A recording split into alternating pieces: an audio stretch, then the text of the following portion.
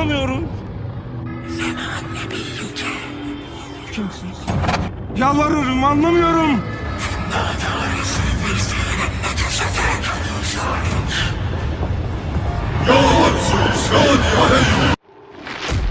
اعوذ باللہ من الشیطان الرجیم بسم اللہ الرحمن الرحیم۔ اللہ تبارک و تعالیٰ کے نام سے شروع جو بڑا مہربان اور نہایت رحم کرنے والا ہے۔ ایک ایسی پر اسرار زندگی جو کبھی ختم نہ ہوگی، اور ایک ایسا پر اسرار اور خوفناک گھر جس گھر میں ہر انسان کو داخل ہونا ہے۔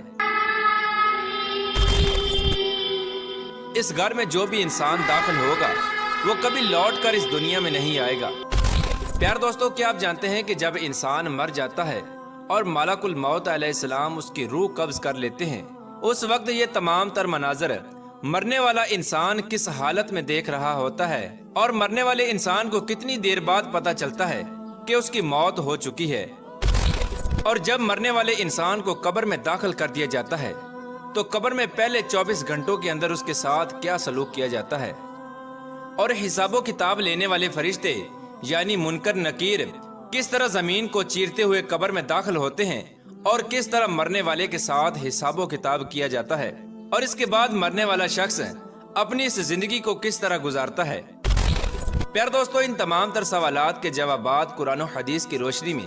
آج کی اس ویڈیو میں ہم آپ کو بتائیں گے، لہٰذا آپ سے گزارش ہے کہ ہماری اس ویڈیو کو اینڈ تک ضرور دیکھیے گا تاکہ آپ کے علم کے اندر بھی اضافہ ہو سکے اور آپ بھی مرنے سے پہلے اپنی آگے والی زندگی کی تیاری کر سکیں۔ پیارا دوستو، اللہ تبارک و تعالیٰ قرآن پاک میں ارشاد فرماتا ہے کل نفس ذائقۃ الموت، اور بے شک ہر جان نے موت کا ذائقہ چکھنا ہے۔ اس بات کے اندر کوئی شک نہیں کہ ہر انسان نے وقت مقررہ پر اس دنیا کو چھوڑ کر جانا ہے۔ پیارا دوستو، جب انسان کی موت کا وقت قریب آتا ہے تو ملک الموت علیہ السلام اس کی روح قبض کرنے کے لیے تشریف لاتے ہیں، اور جب اللہ تبارک و تعالیٰ کے حکم سے ملک الموت علیہ السلام انسان کی روح قبض کر لیتے ہیں اور انسان مر جاتا ہے، لیکن اس وقت مرنے والے انسان کو یہ احساس نہیں ہوتا کہ وہ مر چکا ہے، بلکہ مرنے والا شخص اپنے آپ کو خواب کے اندر مرتا ہوا محسوس کرتا ہے۔ مرنے والا شخص یہ محسوس کر رہا ہوتا ہے کہ اس کو خواب کے اندر نہلایا جا رہا ہے، اور اس کو کفن پہنایا جا رہا ہے، اور اس کے کفن کو گرہ لگائی جا رہی ہے، یہاں تک کہ جب اس کو قبر میں بھی اتارا جا رہا ہوتا ہے تو اس کو بھی وہ ایک خواب تصور کر رہا ہوتا ہے۔ بے شک یہ تمام تر مناظر جو مرنے والا شخص اپنی آنکھوں کے سامنے دیکھ رہا ہوتا ہے وہ بہت ہی خوفناک اور ہیبت ناک ہوتے ہیں، لیکن اس کے باوجود بھی مرنے والے شخص کو ایسا لگتا ہے کہ وہ ایک خواب دیکھ رہا ہے۔ جب اس مرنے والے شخص کو قبر کے اندر دفنا دیا جاتا ہے اس وقت وہ مرنے والا شخص روتا اور چیختا چلاتا ہے، لیکن اس کی چیخو پکار کوئی نہیں سنتا۔ ادھر جب مرنے والے شخص کے عزیز و اقارب اس کو دفنا کر چلے جاتے ہیں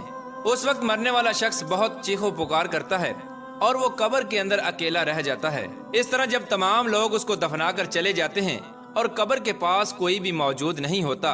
اس وقت اللہ تبارک و تعالیٰ اس کی اس روح کو اس کے جسم میں دوبارہ داخل فرما دیتا ہے جس روح کو ملک الموت علیہ السلام نے قبض کیا تھا۔ جیسے ہی روح مرنے والے شخص کے جسم میں داخل ہوتی ہے تو اس وقت مرنے والا شخص فوراً اپنی آنکھیں کھول لیتا ہے اور اللہ تبارک و تعالیٰ کا شکر ادا کرتا ہے کہ اللہ تبارک و تعالیٰ نے اس خوفناک خواب سے مجھے نجات عطا فرمائی۔ یہ تمام تر مناظر دیکھنے کے بعد بھی مرنے والا شخص یہ گمان کر رہا ہوتا ہے کہ وہ صرف ایک خواب تھا جس خواب سے اب وہ بیدار ہو چکا ہے۔ پیار دوستو، اس کے بعد جو آگے والا مرحلہ اور منظر شروع ہوتا ہے وہ اس سے بھی کہیں زیادہ خوفناک اور ہیبت ناک منظر ہے۔ جب اللہ تبارک و تعالیٰ کے حکم سے روح انسان کے جسم میں داخل ہو جاتی ہے تو وہ مرنے والا انسان اٹھ کر بیٹھ جاتا ہے اور اپنی آنکھیں کھول لیتا ہے۔ پھر وہ شخص اپنے آپ کو چھونے لگتا ہے اور وہ اپنے آپ کو ایک سفید لباس کے اندر لپٹا ہوا پاتا ہے۔ اس کے بعد مرنے والا شخص اپنے آپ سے سوال کرتا ہے کہ میرا لباس کہاں ہے، اور یہ میں کہاں پر ہوں، اور یہ جگہ کون سی ہے جہاں ہر طرف اندھیرا ہی اندھیرا ہے، اور یہ میں کہاں آ گیا ہوں۔ پیارے دوستو، یہ لرزا دینے والے سوالات اس کے ہوش اڑا دیتے ہیں اور اس کی چیخ و پکار میں مزید اضافہ ہو جاتا ہے، اور وہ قبر کے ہیبت ناک منظر سے ڈر کر چیختا اور چلاتا ہے اور اپنے رشتہ داروں کو پکارتا ہے، لیکن اس کی پکار کوئی نہیں سنتا۔ اس طرح جب مرنے والا شخص اپنی چاروں طرف اندھیرا ہی اندھیرا دیکھتا ہے تو اس کو آہستہ آہستہ یہ احساس ہونے لگتا ہے کہ وہ زمین کے نیچے ہے اور اس کو دفنا دیا گیا ہے۔ اب اس کو یقین ہونے لگ جاتا ہے کہ اب تک وہ جو کچھ بھی دیکھ رہا تھا وہ ایک خواب نہیں بلکہ ایک حقیقت تھی، اور وہ حقیقت میں مر چکا ہے۔ اس وقت مرنے والا شخص اپنی طاقت کے مطابق زور زور سے چیختا ہے اور اپنے رشتہ داروں کو پکارتا ہے۔ اس طرح جب مرنے والے شخص کی چیخ و پکار کا کوئی بھی جواب نہیں دیتا تو اس وقت اس کی امید صرف ایک ہی ذات پر لگ جاتی ہے، اور وہ اللہ تبارک و تعالیٰ کی ذات ہے۔ اس وقت وہ مرنے والا شخص اللہ تبارک و تعالیٰ کی بارگاہ میں عرض کرتا ہے کہ یا رب العالمین، میرے گناہوں کو معاف فرما اور مجھے اس خوف سے نجات عطا فرما۔ پیارے دوستو، اس دعا کے بعد اگر مرنے والا شخص گناہ گار ہوتا ہے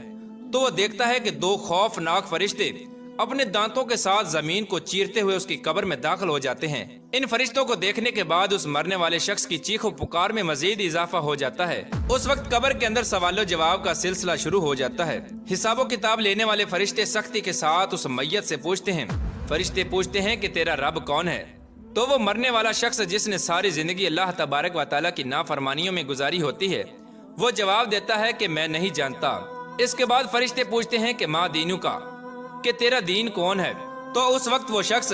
جس نے ساری زندگی دنیا کی محبت میں گزاری اور اللہ تبارک و تعالیٰ کی نافرمانیوں میں گزاری اور دین سے محبت نہ کی، تو وہ جواب دیتا ہے کہ میں نہیں جانتا۔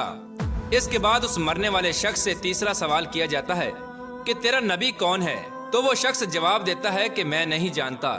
اس طرح اس مرنے والے شخص کے جوابات سن کر منکر نکیر فرشتے کہتے ہیں کہ ہم جانتے تھے کہ تم یہی جواب دو گے۔ اس کے بعد فرشتے قبر کو حکم دیتے ہیں کہ اے قبر، تو اس پر تنگ ہو جا۔ تو وہ قبر اتنی تنگ ہو جاتی ہے کہ اس کی پسلیاں ایک دوسرے کے اندر پیوست ہو جاتی ہیں اور اس پر عذاب مسلط کر دیا جاتا ہے، اور اس کی قبر میں جہنم کے دروازے کو کھول دیا جاتا ہے، جیسا کہ نبی کریم رؤوف الرحیم صلی اللہ تعالی علیہ وآلہ وسلم نے ارشاد فرمایا کہ قبر یا تو جنت کے باغوں میں سے ایک باغ ہے یا جہنم کے گڑھوں میں سے ایک گڑھا ہے۔ پیارے دوستو، اگر مرنے والا شخص نیک ہو تو وہ دیکھتا ہے کہ دو خوبصورت چہروں والے فرشتے اس کے پاس آ کر بیٹھ گئے ہیں۔ اس وقت وہ نورانی چہروں والے فرشتے اس مرنے والے نیک انسان کو تسلی دینے لگ جاتے ہیں اور اس کی حوصلہ افزائی کرتے ہیں۔ اس کے بعد اسی طرح اس نیک انسان سے بھی وہی سوال کیے جاتے ہیں کہ تیرا رب کون ہے؟ تو وہ عرض کرتا ہے کہ میرا رب اللہ ہے۔ اس کے بعد اس سے پوچھا جاتا ہے کہ تیرا دین کیا ہے؟ تو وہ کہتا ہے کہ میرا دین اسلام ہے۔ اس کے بعد اس نیک شخص کی قبر کے اندر حضور اکرم صلی اللہ تعالی علیہ وآلہ وسلم تشریف لاتے ہیں اور اس سے سوال کیا جاتا ہے کہ تیرا نبی کون ہے اور اس ہستی کے بارے میں تو دنیا میں کیا کہتا تھا؟ تو وہ شخص جس نے ساری زندگی حضور اکرم صلی اللہ تعالی علیہ وآلہ وسلم کی سنتوں میں گزاری ہوتی ہے اور حضور پاک صلی اللہ تعالی علیہ وآلہ وسلم کی محبت کے اندر دنیا کو چھوڑ کر آیا ہوتا ہے، وہ دیکھتے ہی حضور پاک صلی اللہ تعالی علیہ وآلہ وسلم کو پہچان جاتا ہے اور عرض کرنے لگتا ہے کہ یہ میرے نبی ہیں۔ اس کے بعد فرشتے اس کو خوشخبری سناتے ہیں اور اس کی قبر کو جنت کے باغوں میں سے ایک باغ بنا دیا جاتا ہے اور اس کو ہمیشہ ہمیشہ کی راحت عطا کر دی جاتی ہے۔ پیارے دوستو، حضور پاک صلی اللہ تعالی علیہ وآلہ وسلم نے ارشاد فرمایا کہ تم میں سے ہر شخص کو قبر کے اندر ضرور آزمایا جائے گا، اور حضور پاک صلی اللہ تعالی علیہ وآلہ وسلم نے ارشاد فرمایا کہ ہر انسان کی زندگی میں 2 دن اور 2 راتیں ایسی آئیں گی کہ اس سے پہلے اس نے کبھی ایسے 2 دن اور ایسی 2 راتیں نہ دیکھی ہوں گی۔ ایک وہ دن جس دن وہ مرے گا، اور دوسرا وہ دن جس کے بعد کوئی دن نہ آئے گا اور وہ قیامت کا دن ہوگا، اور ایک وہ رات جو اس کی قبر میں آئے گی، اور دوسری وہ رات جس رات کے بعد قیامت قائم ہوگی۔ پیارے دوستو، حضور پاک صلی اللہ تعالی علیہ وآلہ وسلم نے ارشاد فرمایا کہ میں نے بڑے بڑے خوفناک مناظر کو دیکھا، لیکن قبر سے زیادہ خوفناک منظر میں نے کبھی نہیں دیکھا۔ پیارے دوستو، حضرت سیدنا عثمان غنی رضی اللہ تعالی عنہ جب کسی قبر پر تشریف لاتے تو اس قدر آنسو بہاتے کہ آپ کی داڑھی مبارک تر ہو جاتی۔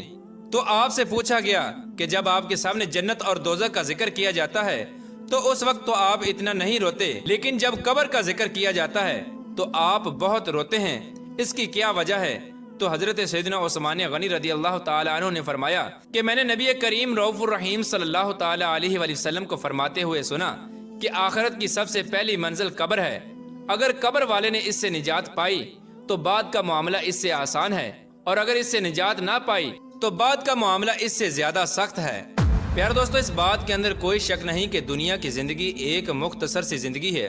اور بالآخر اس زندگی نے ختم ہو جانا ہے، اور آخرت کی زندگی ہمیشہ ہمیشہ کی زندگی ہے جس کے بعد کوئی موت نہ ہوگی، اور خوش نصیب ہوں گے وہ لوگ جو اللہ تبارک و تعالی اور اس کے محبوب کو راضی کر کے اپنی آخرت کو سنوار لیں گے اور ہمیشہ ہمیشہ کے لیے جنت میں چلے جائیں گے، اور بد نصیب ہوں گے وہ لوگ جو دنیا کے اندر اللہ تبارک و تعالی کی نافرمانیاں کر کے اور دنیا کو راضی کر کے ہمیشہ ہمیشہ کے لیے جہنم کے مستحق قرار پائیں گے۔